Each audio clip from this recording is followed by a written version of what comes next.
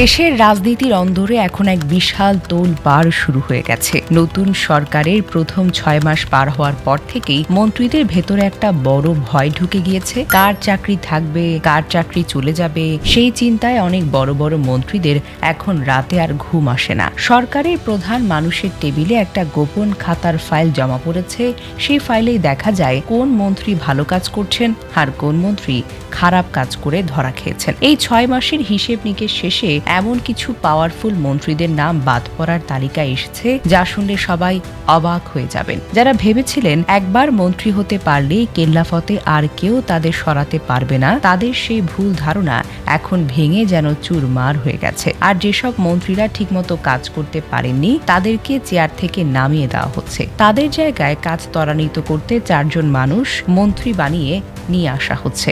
বাদ পড়া মন্ত্রীদের তালিকায় সবার উপরে যে নামটি সবচেয়ে জোরে সরে ঘুরছে, তিনি হলেন আমাদের শিক্ষামন্ত্রী ডক্টর আ.ন.ম এহসানুল হক মিলন। তিনি শিক্ষা খাত নিয়ে একের পর এক এমন কিছু বিতর্কিত ও ভুলভাল সিদ্ধান্ত দিয়েছেন, যা সাধারণ মানুষ থেকে শুরু করে সরকারের ওপর মহলেও ক্ষোভের সৃষ্টি করেছে। যখন সারা দেশে তীব্র আবহাওয়া, দুর্যোগপূর্ণ পরিস্থিতি চলমান, তখনও কোমলমতি শিক্ষার্থীদের নিরাপত্তার কথা না ভেবে তিনি জোর করে পরীক্ষা নেওয়ার জেদ ধরে রেখেছিলেন। শুধু তাই নয়, বারবার টিভির সামনে এসে অপ্রাসঙ্গিক কথা বলে সরকারকে চরমভাবে বিব্রতকর ও বিপদের মুখে ফেলে দেন। গোপন সেই ফাইলেও তার এসব দায়িত্বজ্ঞানহীন কর্মকাণ্ডের প্রতিটি বিবরণ একে একে উঠে এসেছে। ফলে নিজের এসব আত্মঘাতী সিদ্ধান্তের কারণেই তাকে আজ মন্ত্রীর চেয়ার হারাতে হচ্ছে। কিন্তু আসল প্রশ্ন হলো, বিদায় বেলায় তিনি কি চুপচাপ সরে উঠবেন, নাকি শেষ মুহূর্ত টিকে থাকতে নতুন কোনো চাল চালবেন? শিক্ষামন্ত্রীর চাইতেও বেশি বিপদে পড়েছেন আমাদের স্বাস্থ্যমন্ত্রী সর্দার সাখাওয়াত হোসেন বকুল। দেশের মানুষের চিকিৎসা ব্যবস্থা ভালো করার বদলে তিনি একের পর এক নতুন ঝামেলার জন্ম দিয়েছেন। আবদিন হাসপাতাল নিয়ে তিনি একটা বড় মিথ্যা কথা বলেন। পরে সেই হাসপাতাল থেকে যখন সবাই সত্যটা জানিয়ে দিল, তখন সাধারণ মানুষের সামনে মন্ত্রীর খুব একটা মান সম্মান নষ্ট হয়ে গেল। এমনকি এক অনুষ্ঠানে খোদ প্রধানমন্ত্রী তাকে সবার সামনে বকা দিয়ে সাবধান করেন।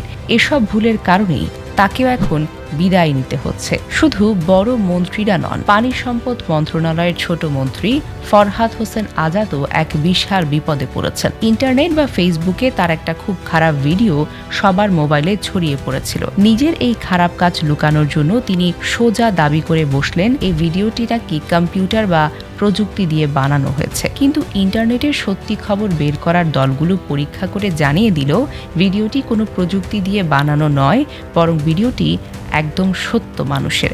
একজন মন্ত্রীর মুখে এমন মিথ্যা কথা সরকার হার মেনে নেয়নি। এদের পাশাপাশি আরও ২ জন ক্ষমতাধর মানুষকে মন্ত্রিসভা থেকে একেবারে বের করে দেওয়ার সিদ্ধান্ত নেওয়া হয়েছে। ক্ষমতার জোর দেখিয়ে একটা মামলার বিচারে হাত দেওয়ার কারণে এক বড় নেতার ছেলেকে এবং ক্ষমতার গরমে থাকা আরেকজনকে একেবারে বের করে দেওয়া হচ্ছে। সরকার থেকে পরিষ্কারভাবে জানিয়ে দেওয়া হয়েছে, চুরি, চামারি আর ক্ষমতার ভুল ব্যবহার করলে নিজের দলের মানুষের কাউকেই মাফ করা হবে না। খারাপ মন্ত্রীদের বাদ দেওয়ার পাশাপাশি আটকে থাকা কাজগুলো খুব দ্রুত শেষ করার বড় চেষ্টা শুরু হয়েছে। দেখা গিয়েছে দেশে অনেকগুলো গুরুত্বপূর্ণ কাজের বিভাগ রয়েছে, কিন্তু কাজের মানুষ কম। গুটি কয়েকজন মন্ত্রীর ঘাড়ে ৪-৫টি করে বড় বড় দপ্তরের ভার বসিয়ে রাখা হয়েছিল। ফলে কাজের গতি একদম কমে গেছে। এই আটকে থাকা জট ছুটাতে এবং কাজে গতি আনতে সরকার ৪ জন নতুন শক্তিশালী মানুষকে মন্ত্রী বানিয়ে নিয়ে এসেছে। নতুনদের মধ্যে নারী ও শিশু বিষয় দেখার মন্ত্রী হিসেবে দায়িত্বে ছিলেন সেলিনা রহমানকে। আর সবচেয়ে বড় খবর হলো, নদী ও জাহাজ চলাচলের যে বড় বিভাগ রয়েছে, সেখানে প্রধানমন্ত্রী হিসেবে দায়িত্ব পালন করছিল আন্দালিব রহমান প্রার্থ। তিনি মন্ত্রী হিসেবে এলে দেশের তরুণদের মধ্যে এক নতুন উৎসাহ তৈরি হবে। এর পাশাপাশি আমাদের দেশের সবচেয়ে বড় জিনিস অর্থাৎ চাষাবাদ বা কৃষিকাজের মান আরো ভালো করতে কৃষি মন্ত্রীর সহকারী হিসেবে শহীদুল ইসলাম বাবুলকে আনা হচ্ছে। আর ধর্মীয় বিষয়গুলো সামলানোর জন্য শামীম কায়সার লিংকনকে দায়িত্ব দেওয়া হচ্ছে। এই নতুন মানুষেরা আসার পর কাজের গতি দ্বিগুণ বেড়ে যাবে বলে মনে করা হচ্ছে। এই যে এত বড় পরিবর্তন হলো, এটি কিন্তু হঠাৎ করে একদিনে হয়নি। এর একটা বড় কারণ ছিল বিএনপির প্রধান নেতা মির্জা ফখরুল ইসলাম আলমগীর, যিনি দেশের রাষ্ট্রপতি। তিনি রাষ্ট্রপতি পদের জন্য মনোনীত হওয়ার সাথে সাথে তার কাছে থাকা বড় দপ্তরের দায়িত্ব ছেড়ে দেন। কিন্তু সরকার তো আর কাজ বন্ধ রাখতে পারে না, তাই খুব দ্রুত একটি জরুরি মিটিং ডেকে সব পদের মানুষ বদল হয়ে যায়। মির্জা ফখরুলের ছেড়ে দেওয়া বড় দপ্তরের ভার তুলে দেওয়া হয় আমাদের দেশের স্বরাষ্ট্রমন্ত্রী সালাউদ্দিন আহমেদের হাতে, আর সালাউদ্দিন সাহেবের জায়গায় সবচেয়ে বড় আর কঠিন স্বরাষ্ট্র মন্ত্রণালয়ের দায়িত্ব দেওয়া হয় শহীদউদ্দিন চৌধুরী অ্যানিকে। এত তাড়াতাড়ি এত বড় সিদ্ধান্ত নেওয়া দেখে বোঝাই যায় নতুন সরকার কোনো আলসেমি সহ্য করে না। মন্ত্রিসভার এই সাজগোজ কিন্তু এখানেই শেষ হচ্ছে না।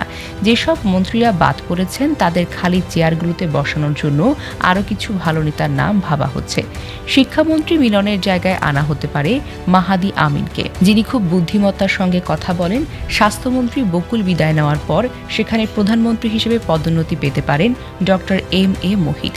একই সাথে দেশের আরও কিছু অভিজ্ঞ ও পুরনো রাজনীতিবিদ যেমন খন্দকার মোশাররফ হোসেন, মঈন খান রিজভী আহমেদ এবং মান্নার সাহেবের মতো মানুষদের সরকারের বড় বড় পরামর্শের কাজে যুক্ত করার পরিকল্পনা করা হচ্ছে। কারণ সরকার এখন শুধু কথার কথা বলতে চায় না, তারা চায় কাজের মাধ্যমে মানুষের অভাব অনটন আর কষ্টকে দূর করতে। এর সাথে সাথে সরকারি অফিসের ঘুষ দুর্নীতি বন্ধ করার জন্য একটি নতুন নজরদারি দল তৈরি করা হচ্ছে।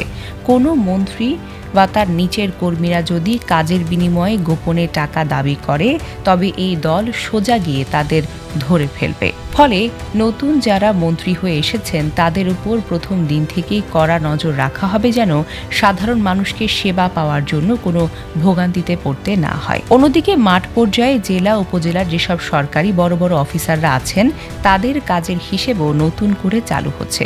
শুধু রাজধানীর বড় অফিসে বসে হুকুম দিলেই তো আর চলবে না, বরং গ্রামে গঞ্জে গিয়ে মানুষের সত্যিকারের কথা শুনতে হবে, উপকারের কথা শুনতে হবে, আর রিপোর্ট সরাসরি প্রধানমন্ত্রীর কাছে পাঠাতে হবে। কাজের প্রমাণ দিতে না পারলে মন্ত্রীদের মতো এই সরকারি অফিসারদেরও হার মানতে হবে। সরকার প্রধান তারেক রহমান খুব কড়া গলায় পরিষ্কার করে জানিয়ে দিয়েছেন, 6 মাসের হিসেব নেওয়া কোনো ছেলে খেলা বা লোক দেখানো বিষয় ছিল না। এটি মূলত এক ধরনের ঝাড়ু দেওয়ার মতো কাজ, অর্থাৎ ভেতর থেকে সব পচা অংশ সাফ করে দেওয়ার প্রক্রিয়া। যারা এই স্বল্প সময়ে ব্যর্থ হয়েছেন, যাদের নীতি নিয়ে প্রশ্ন উঠেছে, কিংবা যারা বিভিন্ন কাজের মাধ্যমে সরকারের ভাবমূর্তি নষ্ট করেছেন, তাদের বিন্দুমাত্র দয়া না দেখিয়ে একেবারে ঝেড়ে ফেলে দেওয়া হবে। সরকারের মূল বার্তা একটাই, চেয়ার কোনো নেতার পৈতৃক সম্পত্তি নয়। কেবল যারা সততা যোগ্যতার সাথে ভালো কাজ করে নিজেদের প্রমাণ করতে পারবেন, শেষ পর্যন্ত তারাই মসনদে বসে দেশ চালানোর সুযোগ পাবেন। কিন্তু আসল চমক তো ঠিক এই জায়গায়, প্রধানমন্ত্রীর ড্রয়ারে আটকে থাকা সেই বিশেষ ফাইলের শেষ পাতায় আর কার কার নাম লেখা আছে তা নিয়ে এখন গোটা সচিবালয়ে চরম থমথমে পরিবেশ তৈরি হয়েছে। কোনো কোনো হেভিওয়েট নেতা ভাবছিলেন তারা একদম পার পেয়ে গেছেন, অথচ ঠিক শেষ মুহূর্তে তাদের বিদায় ঘণ্টা বেজে উঠল। সেই গোপন তথ্য এখনো পরিষ্কার নয়। তবে খুব শীঘ্রই ক্ষমতার অলিন্দে আরো বড় বড় সুনামি আছড়ে পড়তে যাচ্ছে, নাকি বাদ পড়া এই প্রভাবশালী নেতারা নিজেদের চেয়ার বাঁচাতে শেষ মুহূর্তের কোনো উল্টো চাল চালবেন? আপনার কি মনে হয় এই কঠোর ঝাড়ু দেওয়ার অভিযানের পর কি সত্যি সত্যি প্রশাসনের দুর্নীতি আর স্থবিরতা দূর হবে, নাকি ক্ষমতার রাজনীতিতে কেবল মুখের বদলই ঘটবে? কমেন্ট করে আপনার মূল্যবান মতামত আমাদেরকে জানিয়ে দিন।